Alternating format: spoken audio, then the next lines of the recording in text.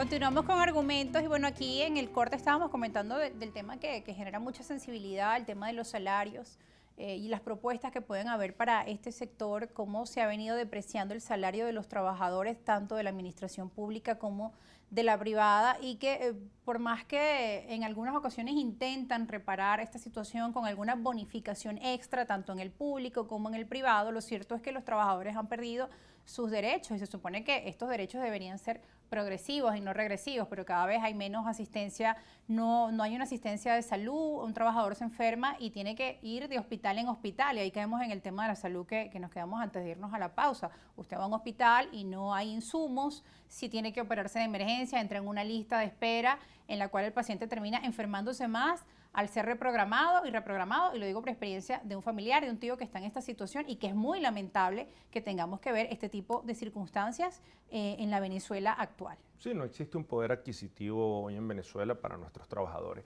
Y en efecto, Rosa, de hecho lo decíamos en el corte, me decías que tu mamá también es maestra. Sí. Y en el caso nuestro, yo lo he dicho, mis padres a fin de año, cuando les daban sus aguinaldos, nosotros íbamos a comprar la pintura para pintar la casita, casa que además nos dio el IPASME.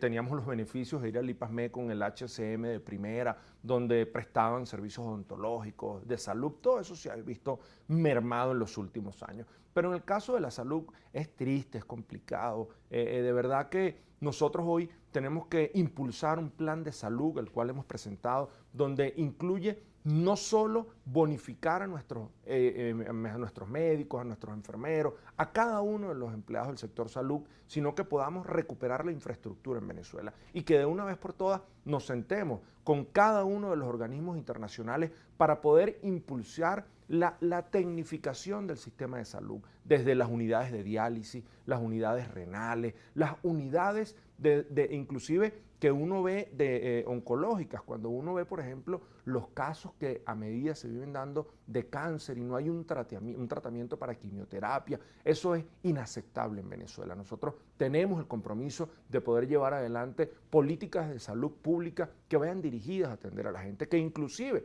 lo hemos manifestado, por ahí se hablaba que ya hace rato no hemos escuchado más de aquella misión barrio adentro. En los gobiernos de la democracia teníamos los módulos médicos asistenciales. Nosotros tenemos el compromiso de que los módulos médicos asistenciales con médicos venezolanos que además tienen que cumplir con la ruralita vayan a atender a su pueblo y estén en los sectores populares. Bien, regresamos con las preguntas y los comentarios de nuestra audiencia. Hacemos una revisión rápida porque ya el tiempo se nos agota. Por acá Guariqueño nos escribe: ¿dónde está la democracia que ustedes tanto hablan si ahí solo invitan a personas opositores? Les recordamos a este usuario que ya nos ha escrito en el pasado que las invitaciones se extienden a partidarios de un partido, del otro, a todos los sectores de oposición, de partido de gobierno, pero lamentablemente no siempre pues atienden la invitación. Acá la invitación está extendida a todos los sectores. De hecho, mañana le invito a que nos sintonice, que pues tendremos, si no cancela, un representante del Partido Socialista Unido de Venezuela.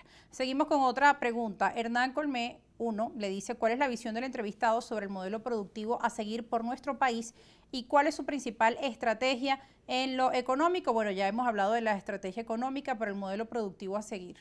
Sí, el modelo productivo, lo hemos dicho, poder fortalecer lo hecho en Venezuela. Inclusive lo manifestamos en nuestro plan para la prosperidad. Nosotros tenemos el compromiso de garantizarle a cada uno de nuestros productores de manera oportuna los insumos necesarios para empezar a producir en Venezuela. Pero no solo eso, tenemos el compromiso de que se le tiene que dar prioridad a lo hecho en Venezuela. No es justo que se sigan otorgando licencias de importación a diestra y siniestra. En nuestro gobierno el compromiso prioritario es que los productores agropecuarios logren sus cosechas, sus rebaños ser comprados por el Ejecutivo, garantizada la colocación por el Ejecutivo, y los déficits que existan, desde ahí se otorgarán las licencias de importaciones necesarias, pero no seguir apostándole a la política de puertos, porque lamentablemente no hay hoy precios para una competitividad con mercados internacionales. Cuando uno ve la apertura de la frontera con el Táchira, uno logra observar que si la papa colombiana entra a Venezuela, nuestros productores de papa en Venezuela no tienen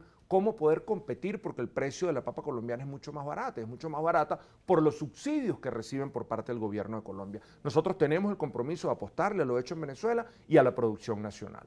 Por acá le escribe Alfredo Ballesteros, que también quiere escuchar sus propuestas para la región Guajira. Aquí dice, lo estamos esperando sin descanso todos los días. En La Guajira estuvimos, de hecho visitamos a parte de La Guajira. Lo apoyamos, le dice. En el estado Zulia. Nosotros hemos venido manifestando que hay que atender estas personas que además han sido desasistidas. Y cuando uno, por ejemplo, hace algunas denuncias en torno al arco minero, a la explotación desmedida en torno a ese ecosistema, nosotros consideramos que hay que meterle la lupa. Nosotros debemos buscar la protección no solo del ecosistema, sino la protección de nuestros indígenas que han estado desprotegidos por toda esta explotación sin ningún tipo de control que se ha venido dando en el arco minero. Bien, ya finalmente Aníbal Gómez, la última pregunta que vamos a leer. El invitado habla de las potencialidades del país sabidas por todos. ¿Estaría usted de acuerdo con que el Estado solo se encargue de educación, seguridad pública y salud y que los demás pueda privatizarse? Mira, el Estado tiene que reservarse, obviamente, la mayoría de las acciones de todas las decisiones que tú puedas tomar, pero lo importante es que no se puede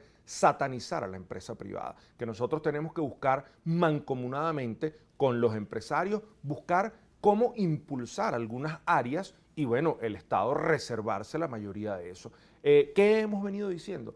Que es importante buscar cualquier tipo de alternativa, inclusive no solo seguir siendo dependientes del petróleo, que nosotros tenemos que explotar el turismo, que tenemos que buscar maneras de explotar lo hecho en Venezuela, la producción nacional, que las transnacionales puedan regresar a este país.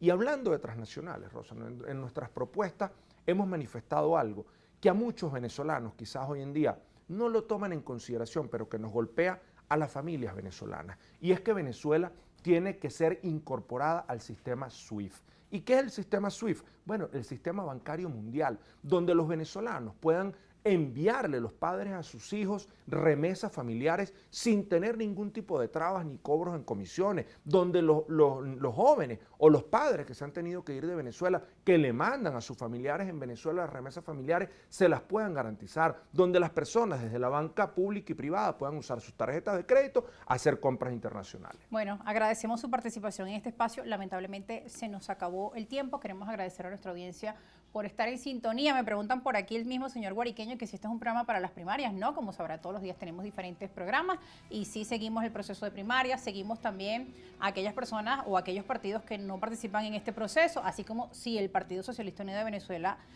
tuviese un proceso interno de primarias, pues también le daríamos cobertura. Entendemos que no es el caso, pero siempre es importante una opinión plural y así como estamos leyendo su comentario que es adverso a nosotros. Gracias por estar ustedes con nosotros, gracias por su sintonía, gracias a quien siempre nos acompañan. Gracias, Prosperi, por estar con nosotros.